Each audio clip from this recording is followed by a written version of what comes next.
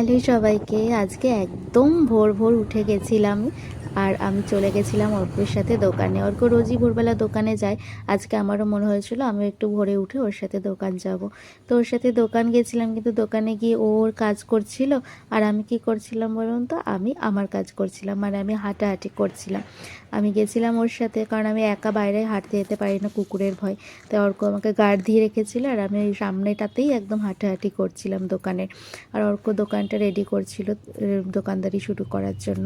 আর এই দেখুন নিচে এত কুকুর ধরেছিল, তাই আমি ছাদে চলে এসেছিলাম। আর সকালবেলাতে ছাদটা এত সুন্দর লাগে কি বলবো। তারপর আবার কি চলুন ব্রেকফাস্ট করে বাকি ঘরের বাকি কাজগুলো করতে লেগেছে। আর বানিয়েছিলাম আজকে ব্রেকফাস্টে ঝাল সুজি। তো এটা আমার দেখানোর ছিল। এই হচ্ছে আমার সেলাইয়ের প্রথম ফসল যেটা আমি নিজে হাতে, এটা বাচ্চাদের প্যান্ট, বাচ্চা মেয়েদের প্যান্ট, এটা আমার নিজের হাতে বানানো, আমার প্রথম সেলাই শেখা। আমি দুদিন ক্লাসে গেছি, দুদিনে এই জিনিসটা আমি বানিয়েছি, আমাকে শেখানো হয়েছে, আমি নিজে নিজে বানিয়েছি, আমি খুব খুশি। যে প্যান্টটা বানানো শিখিয়েছে দেখলেন, সেই প্যান্টটাই কিন্তু আমি আরও একটা বানাচ্ছিলাম। সেটা কারণ হচ্ছে আমি ঘরে প্র্যাকটিস করতে চাইছিলাম। কোনো একটা জিনিস যতক্ষণ না নিজে পুরোপুরি করব ততক্ষণ কিন্তু আমার স্যাটিসফ্যাকশন আসে না যে আমি সেই জিনিসটা আদৌ শিখতে পেরেছি কিনা।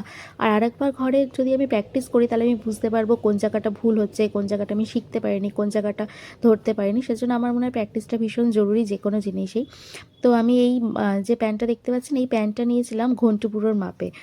মাকে বললাম ঘন্টুপুরোর মাপটা দাও, আমি যখন আরেকবার প্র্যাকটিস করবোই, ভালো হোক খারাপ হোক ওর মাপেই বানাই, ওকে বানিয়ে ওকেই দেবো।